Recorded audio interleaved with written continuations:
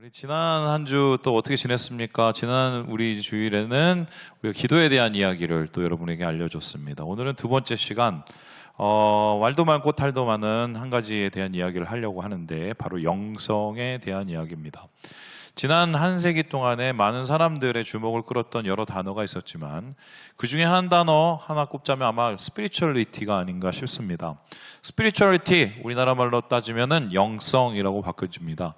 근데 이 spirituality를 우린 예전에는 종교적인 단어로 여겼습니다. 그러나 이게 한 세기 동안에 많이 꼬이고 많이 세속화되기 시작해서 지금 미국 사람들이 생각하는 spirituality는 우리 생각과 좀 많이 다르다. 지금 이 자료가 어느 자료냐면요, 워크시트 플래닛이라는 이 단어, 자료 거기서 나온 단어인데 이게 어디냐면 초등학교 교재나 참고 자료를 이렇게 올려놓는 거예요. 그러면 이 사람들은 spirituality, 영성을 어떻게 생각하느냐? 뭐 이거 제가 좀 읽어보면은 첫 줄에 이런 거 나옵니다. Spirituality refers to the search of meaning, transcendence, and connection with something greater than oneself. 이렇게 나오는데 나도 괴로워. 이게 되게 중요한 말이라 그래. 영성이라는 것은 뭐냐? 이게 이 사람들 생각이에요. 어떤 의미, 그리고 초월, 그리고 나보다 뭔가 거대한 존재와의 어떤 컨택, 연합. 이거를 추구하는 거다 이렇게 얘기합니다. 그러면 이게 어떤 의미냐면은 뭐 누구를 만나든 어떤 걸 만나든 귀신을 만나든 상관이 없어요. 그냥 거기에서 뭔가 접촉이 생기고 내가 거기서 의미를 찾고 내가 뭔가 초월하게 되는 건데 왜 이런 짓을 하느냐? 다시 한번 띄워주세요. 여기에 대해서 밑에 뭐냐면 그 목적을요 이렇게 얘기합니다. It provides a sense of purpose. 그러니까 우리 인생의 목표를 좀 잡거나 inner peace, 우리 마음속에 내적 평안을 얻거나 아니면은 emotional well-being, 그러니까 우리가 뭐 감성적으로 정서적으로 안정을 찾기 위해서 이런 걸 한다. 그러니까 한마디로 내가 좋게 하기 위해서 이러한 것들을 한다는 겁니다. 그래서 사람들이 뭘 하냐? 위에 보니까요. 메디테이션, 뭐 명상하지요, 호흡법 하지요, 요가 하지요. 이런 것들이 지금 이제 미국 사회에서는 이 퓨리처 센터인가 거기서 이제 해보니까요. 거의 20% 미국인의 20% 이상이 이런 스피리추얼리티와 관계된 뉴에이지적인 활동을 한다. 이렇게 연구가 나왔습니다. 문제는 영성이 원래 이런 단어가 아니었거든요. 영성은 어떤 단어였냐면요. 우리 기독교의 단어였어요. 그러면 원래 이 기독교의 단어는 뭐냐? 하면서 이 그림이 여러분한테 뭐 이해를 해줄 거라 생각하는데요. 보여주시죠. 여러분 이 사진 아시죠? 저기 로마에 가면 볼 수 있는 거. 자, 저기 벌거벗은 사람이 누굽니까? 가끔씩 우리 학교 앞에 나타나시는 분 누구죠? 아담입니다. 요즘에 안 나타나는 것보다 졸업하셨네요. 자, 그러면 저기에서 손가락을 이렇게 가지고 계시는 분이 누굽니까? 하나님이에요. 그럼 영성이라는 것은 뭐냐? 하나님과 인간과의 뭔가 접촉과 만남을 의미하는 것 같습니다. 왜냐하면은 하나님은 영이십니다. 하나님 저렇게 생기지 않았어요. 하나님은 생김새를 우리는 잘 모르지만 속성, 성품이 있습니다. 그걸 가지고 하나님의 형상이라고 합니다. 하나님의 형상의 대표적인 형상이 사랑입니다. 그런데 하나님께서 우리를 창조하실 때 어떻게 창조하셨냐면 해리미를 흙으로 창조를 하시되 하나님 모습을 담게 창조하셨습니다. 그 모습이 뭐냐? 하나님의 속성, 하나님의 형상, 그거를 영이라고 합니다. 영혼. 그래서 우리의 마음속에 영혼이라는 것이 있는데 그 영혼의 특성을 가리켜서 뭐라고 하냐면은 영성이라고 합니다. 근데 이 영성은 굉장히 중요한 목적이 있습니다. 다시 그림을 보여주시면요. 지금 하나님과 인간이 만나고 있습니다. 어떻게 만날 수 있나요? 하나님도 영이시고 인간도 영적인 존재이기 때문에 접촉을 하고 교제를 합니다. 그래서 우리가 보통 영성이라고 얘기를 하면 어떤 것을 뜻하냐면 하나님과 관계하는 모든 것을 뜻하는 굉장히 넓은 단어입니다. 그래 놓으니까 이 영성이라는 말이 개신교사에서도 굉장히 많이 무너져 버렸는데 뭐 이런 겁니다. 어느 기도 원장님한테 가면은 굉장히 뭐 거기 아주 그냥 용해갖고 하나님을 만난다더라. 아니면 어떤 방법을 하면은 막 한다더라. 여러분 관상기도라고 아십니까? 제 얼굴 비춰주세요. 이 관상기도가 뭐냐면은 이런 건데요. 제 얼굴 좀 비춰주세요. 불을 켜놓고 불을 쳐다보고 그 불 안에서 이 과부자를 펴고 이렇게 쭉 쳐다보면서 그걸 기도하라고 합니다. 이걸 누가 하느냐? 지구촌교에서 이 짓을 해요. 이게 다 어디서 나왔냐? 메디테이션, 미국에서 온 기도법을 가지고 온 건데 사실 이런 겁니다. 뭘 하든 내가 하나님을 관계하고 접촉하고 되면 된다고 이렇게 착각을 하는 경우가 많이 있습니다. 그런데 사실 영성은 그런 게 아닙니다. 그래서 여러분에게 진짜 참된 영성이 뭔지를 알려주려고 하는데, 그렇다면 하나님께서 가르치신 영성을 우리가 어떻게 이해할 수 있을까요? 여기에 대해서 해당되는 되게 좋은 게 있는데요. 하나님께서 이스라엘을 영성을 가르치시기 위해서 택하신 장소가 있습니다. 어디냐? 바로 여기입니다. 보여주시죠. 이집트에 가면 시내산이 있고 시내산 앞에서는 신광야가 쫙 펼쳐져 있습니다. 여기 아무것도 없어요. 가보신 분 알 거예요. 아무것도 없어요. 여기에 하나님께서 이스라엘 백성을 던져놓고는 여기에서 몇 년을 굴리십니까? 40년을 이 광야에서 굴리시는데 이 40년 동안 하나님께서 뭘 가르쳤냐? 영성을 가르쳤습니다. 그래서 보통 성경에서 말하는 영성은 대부분 광야와 관련이 돼 있다. 이스라엘 백성이 왜냐하면 이 광야에서 하나님을 만났고 자신들의 존재를 다시 무엇인지를 알게 됐고 하나님을 알아갔기 때문에 광야는 곧 영성학교라고 볼 수가 있겠습니다. 오늘 우리가 보는 말씀은 바로 그 광야에서 배운 이스라엘의 영성이 무엇인지를 나타내고 있는데요. 오늘 여기서 가장 영성의 기초적인 세 가지의 의미, 세 가지의 영성에 대한 광야의 영성을 통해서 배우는 교훈을 알게 되는데 그 첫 번째 다 있습니다. 우리 같이 한번 읽어보도록 하겠습니다. 시작! 일상, 영성의 자리. 그러면 영성이라는 것은 어디에서 이루어지느냐? 우리가 어디서 하나님을 접촉하고 영이신 하나님을 만나게 되나요?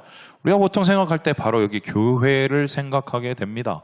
교회 예배당에 와서 올 때 옷을 입고 또 우리가 뭐 가지 단장을 하고 옵니다. 오늘 제가 이렇게 옷을 입었지만 원래는 제가 알리에서 그 흰색에 가까운 청바지를 사서 입고 오려고 했는데 저희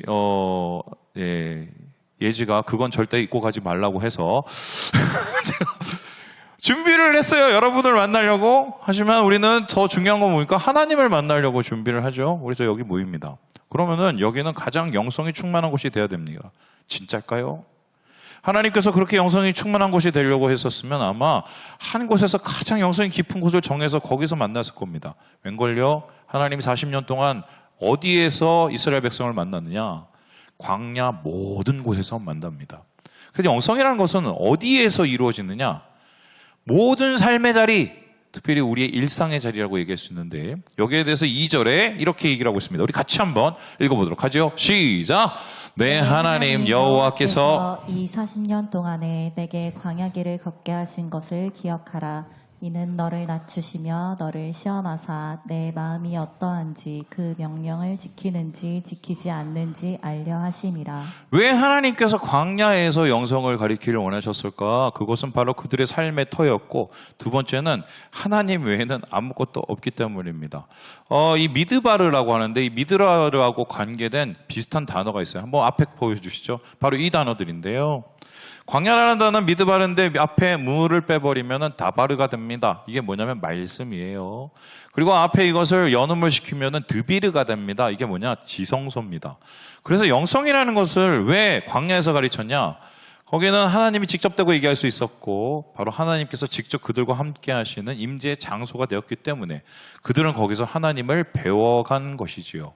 그래서 그들은 매일매일 만났습니다. 매일매일 하나님을 경험을 합니다. 그리고 그것 속에서 하나님의 영성을 배웁니다. 그렇다면 그들은 어떻게 하나님을 배웠을까요? 우리는 어떻게 영성을 성장시켰을까요? 우리의 삶 속에서 일상에서 하나님을 만난다면 우리는 어떻게 영성이 성장할 수 있을까요? 여러분 여기에 대해서 8장 2절의 말씀을 다시 한번 보여야 됩니다. 보여주시죠. 광야에서 어떤 일이 있느냐? 너를 낮추시며 낮아져요. 너를 시험하시며 우리의 마음을 보시는 거죠. 네 마음이 어떤지 네가 얼마나 고집불통인지를 알게 하려고 광야로 몰아내셨다라고 합니다. 그러면 하나님께서 광야에서 영성을 가리키려고 왜 이스라엘을 내보내셨는지 압니다. 우리를 있는 모습 그대로 보게 하시려고 그러는 거예요. 그러면 우리가 있는 모습 그대로 우리 자신의 모습을 보면 어떨까요? 겉으로는 옷도 있고 겉으로는 무슨 우리가 직업을 가지고 우리를 꾸미고 있지만 여러분 자신의 모습을 한번 액면으로 보면 어떻게 될까요? 이것이 적나라하게 드러난 사람이 있습니다. 똑같은 장소에서 이미 40년 전에 이걸 경험을 했는데 바로 그 사람은 모세라는 사람이었습니다.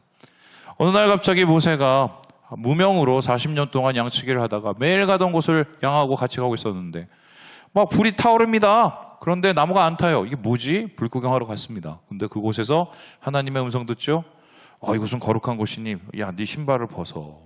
근데 거기서 하나님을 만났을 때 우리 생각이 야, 우리 인생 하나님 만나면 얼마나 기쁠까 이렇게 생각하지요?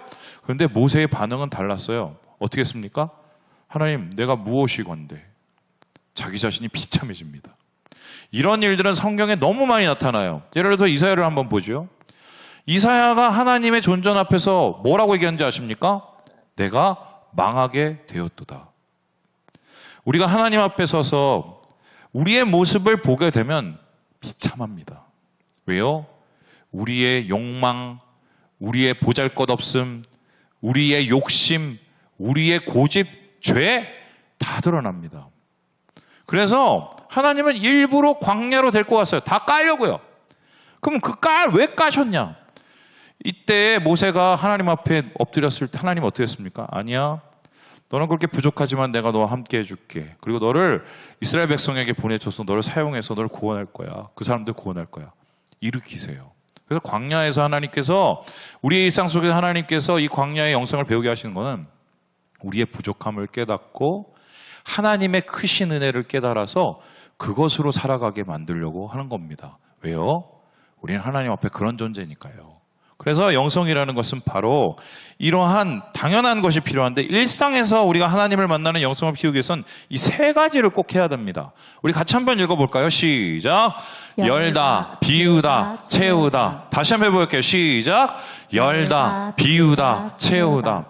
삶 속에서 하나님을 어떻게 만나야 되느냐? 열어야 만나죠. 하나님이 내 안에 오시고 내 안에 역사하시고 말씀하시도록 열어야 오픈 마인드, 오픈해야 하나님 만납니다. 그러면 어떻게 합니까? 하나님은 빛에 해당이 되시죠? 빛을 비추십니다. 더러운 게 보이죠? 어떻게 해요? 내려놔야 돼요. 던져야 돼요. 내 마음속에 온전하지 못한 것들을 다 치워야 돼요. 내 안에 있는 그 찌꺼기 감정들 다 치워야 돼요. 비웁니다. 그럼 어떻게 합니까? 채웁니다. 이 과정을 반복하는 게 이게 광야의 영성이에요. 우리 일상 속에서 매일 엽니다, 비웁니다, 채웁니다. 또 하루를 삽니다. 엽니다, 비웁니다, 채웁니다. 이것을 통해서 하나님을 닮아가는 게 이게 영성입니다. 이에 해당하는 아주 대표적인 분이 있습니다. 누구냐? 제가 정말 존경하고 제가 정말 사랑하는 로렌스 형제입니다. 이분이 수도원 영성을 하면서 하나님을 만났는데 어디서 만났느냐? 감자 깎다 만났어요. 수도원에서 감자 깎다 만났는데 그때의 이 심정을 이렇게 얘기하고 있습니다. 우리 같이 한번 읽어보겠습니다. 시작! 하나님의 임재 속에 거한다는 것은 꼭 교회 안에 머물러 있는 것만을 뜻하지 않습니다. 우리는 우리 마음을 예배의 처소로 만들 수 있습니다. 밥을 먹을 때나 허드렛 일을 할 때에도 심령을 그분께 올려드리십시오. 아주 작고 사소해 보이는 순간에도 주님을 기억하는 것이 그분을 기쁘게 해드리기 때문입니다. 꼭 큰 소리로 기도해야 하는 것은 아닙니다. 그분은 자매님이 생각하는 것보다 훨씬 더 가까이에 계신 분입니다. 수도원에는 어마어마한 분들이 있었어요. 뭐 원장님도 계시고 뭐 거기는 뭐 많이 계셨죠. 근데 이 사람은 진짜 아무것도 아니었습니다. 그래서 그냥 감자 깎는 일, 제일 천한 일 시켰습니다. 근데 뭘 했느냐? 감자 깎으면서 열었습니다. 비웠습니다. 채웠습니다. 하나님을 만나요. 그리고 어떤 일이 일어나? 사람들이 이 사람에게 영성을 배우기 시작을 했어요. 사실 우리가 힘든 삶을 살고 있죠. 하루하루가 여기 힘겨워서 살기 되게 어려우신 분이 있을 겁니다. 그런데 저는 한심합니다. 솔직히. 왜 그러고 살아요? 여러분의 그 일상 속에서 하나님을 초대해서 하나님께서 주시는 영성 가운데 은혜를 누릴 수가 있는데 사실 하나님 보시기 되게 안타깝지 않겠어요? 근데 우리는 왜 그거를 그 어리석은 짓을 반복하느냐? 그냥 내 안에 계속 붙잡고 거예요. 다른 사람 보고 비교하고 경쟁하고 안 되면 좌절하고 승질내고 열지 않으면 비우지 않으면 채우지 않으면 아무 일도 일어나지 않아요. 그래서 하나님께서는 40년 동안 이스라엘 백성과 이 작업을 계속 하신 거예요. 두 번째로 그렇다면은 영성이라는 것은 무엇인가? 광야의 영성은 우리 이렇게 얘기를 하는데요. 우리 같이 한번 읽어보겠습니다. 시작. 말씀, 영성의 지도. 그 일상 가운데서 하나님을 만나려면은 그래도 뭔가 갈 길이 보여야 되잖아요. 그 갈 길을 하나님께서는 말씀으로 우리에게 영성의 지도를 허락하시는데요. 우리 함께 3절의 말씀을 같이 한번 읽어보도록 하겠습니다. 시작.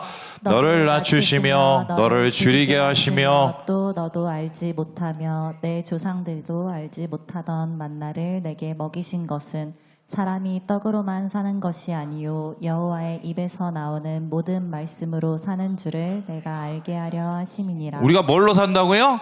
말씀으로. 뭘로요? 말씀으로. 정말 말씀으로 삽니까? 오늘 아침에 말씀 먹고 오신 분? 예.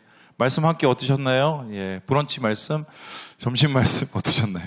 이거 아니죠. 이거 뭘 뜻하는 걸까?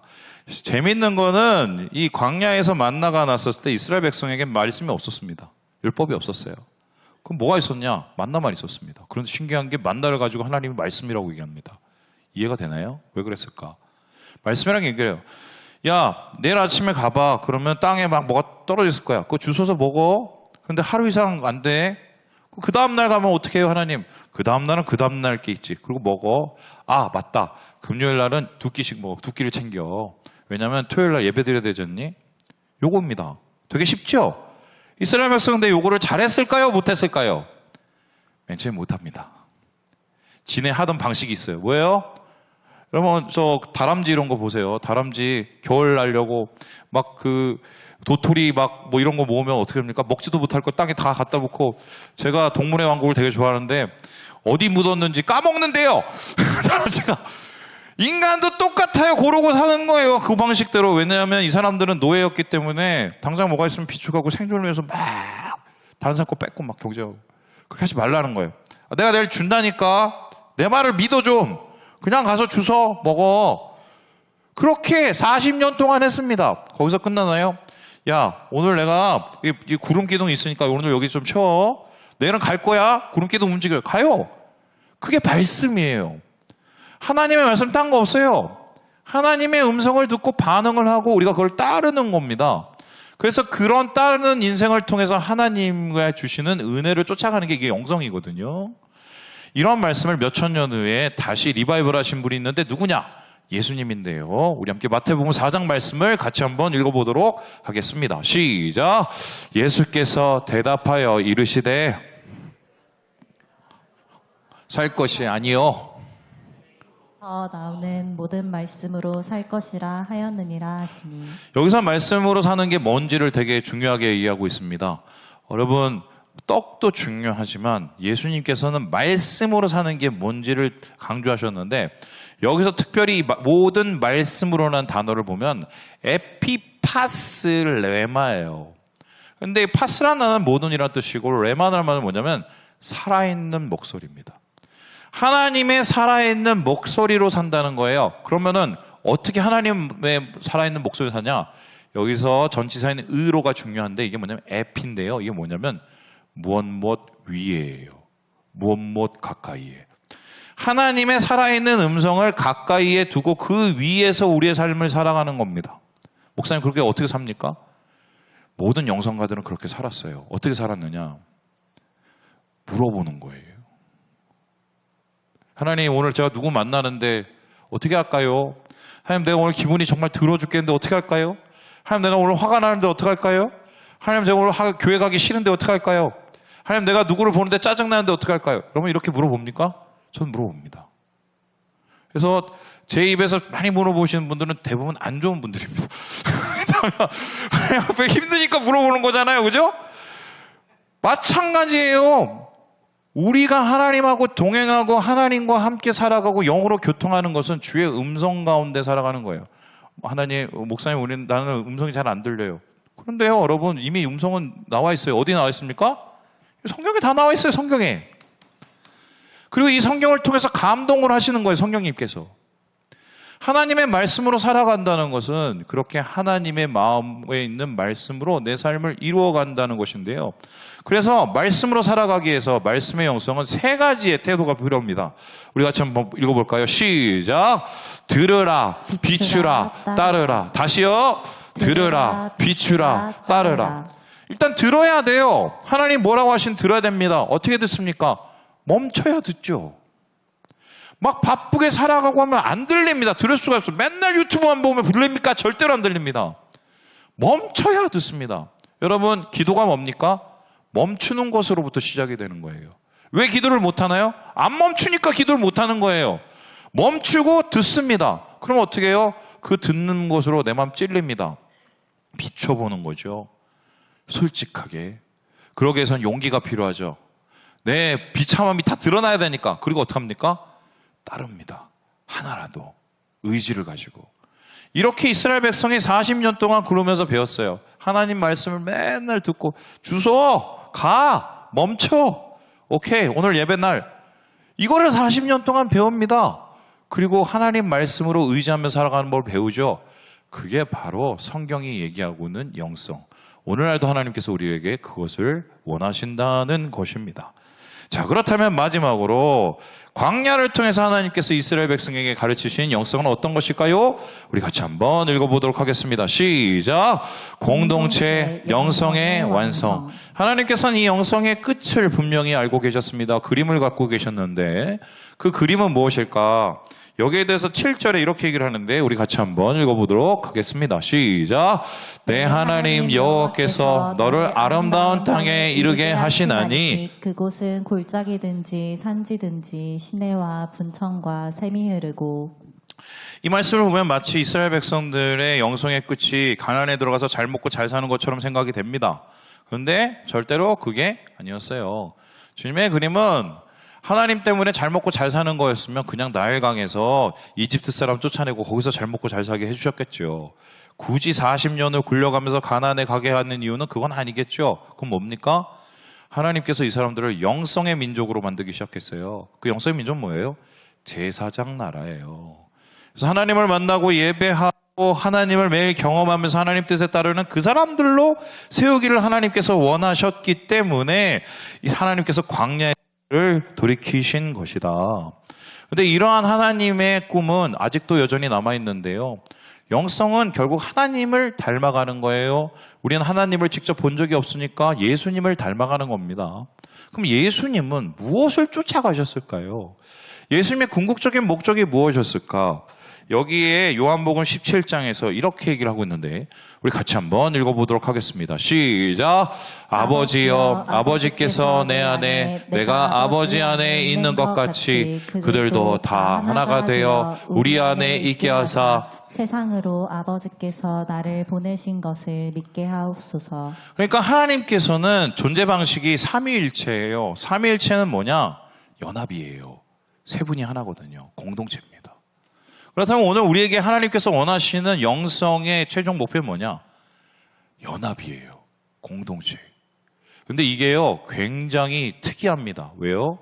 아까 우리가 맨 처음에 봤던 스피리추얼리티, 미국의 영성을 추구하는 모든 사람들의 길하고 우리 기독교의 영성의 끝이 완전히 다르기 때문이에요. 그림 한번 보여주시죠. 여러분 여기서 뭐가 느껴집니까?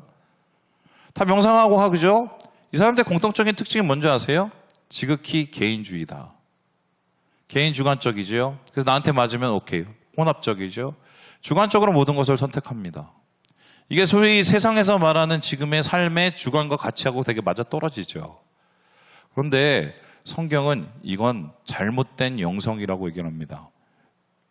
하나님이 꿈꾸는 마지막 영성은 영성의 최종 목표는 우리가 주님 안에서 한 몸이 되는 거예요. 그럼 그 한 몸이 된다는 건 어떤 뜻일까? 여기에 대해서 새로운 총신대 교수님이신 김규보 교수님께서 이런 말씀을 하셨습니다. 젊더라고요. 우리 같이 한번 읽어보겠습니다. 시작! 현대 영성이 자기 주관적 경험을 강조하는 것과 달리 성경적 관점의 영성은 언제나 관계적이다. 인간은 언약적 존재로서 하나님과의 수직적 언약 관계와 이웃과의 수평적 언약 관계 안에 있기 때문이다. 그러므로 그리스도인의 참된 영성은 언제나 공동체적이다. 성도는 한 공동체를 구성해 각자의 은사대로 섬기고 서로 위로하고 돌보며 건강한 공동체를 이룰 수 있어야 한다. 이것을 제외한 성경의 영성의 끝은 보이지를 않습니다. 제가 다 찾아봤어요. 그리고 심지어는 영성의 대가들조차도요, 끝은 다 공동체로 끝납니다. 여러분 헬리나웬 아시죠? 모르시나요? 예, 나중에 아실 겁니다. 영성에 대한 주요. 헬리나웬은 어떻게 돌아가셨는지 아십니까? 장애인 공동체에 들어가서 사역을 하시다가 가셨어요. 뭐 엄청 많아요. 막 저는 뭐 술술 다 될 수 있어요. 모든 영성가의 끝은 다 공동체로 끝났습니다. 그런데 오늘 교회의 끝은 어떻게 끝나느냐? 개인주의. 개인주의예요, 다. 예.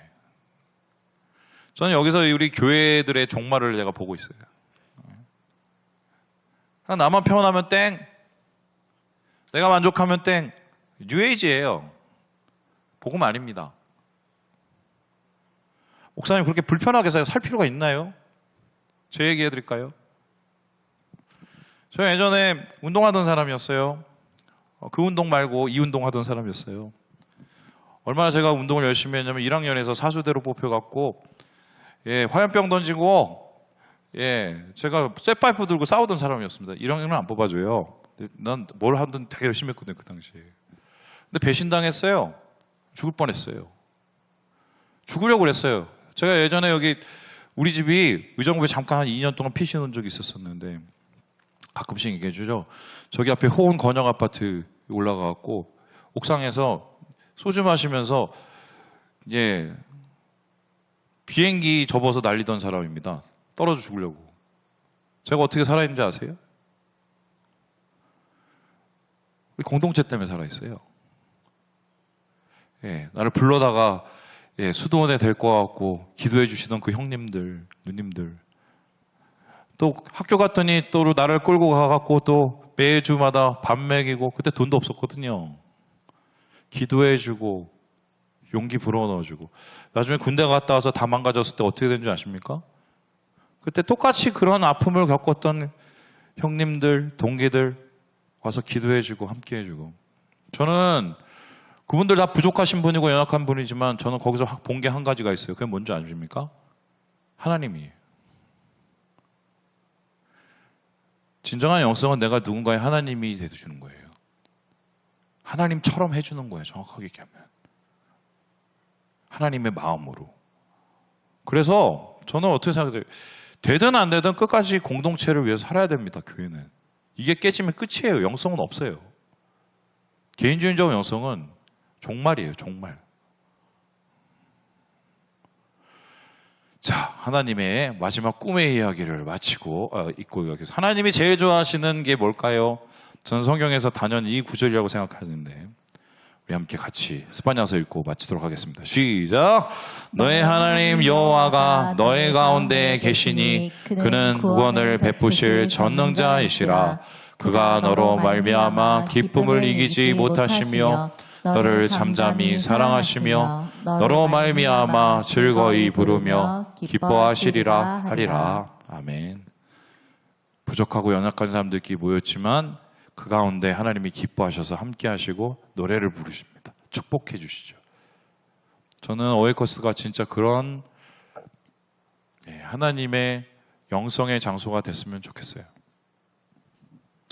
되게 힘들 거예요. 이미 우리는 몇 번 실패를 봤거든요. 왠지 아십니까? 사탄이 이거 절대로 놔두질 않아요. 그렇게 되면 끝이거든요, 사탄은. 말씀을 마칩니다. 주님 안에서 하나님이 원하시는 진짜 영성을 이루시고 하나님이 기뻐하시는 공동체 만들어 주님께 영광 돌리시는 오이컷이 되시기를 주님의 이름으로 축원합니다.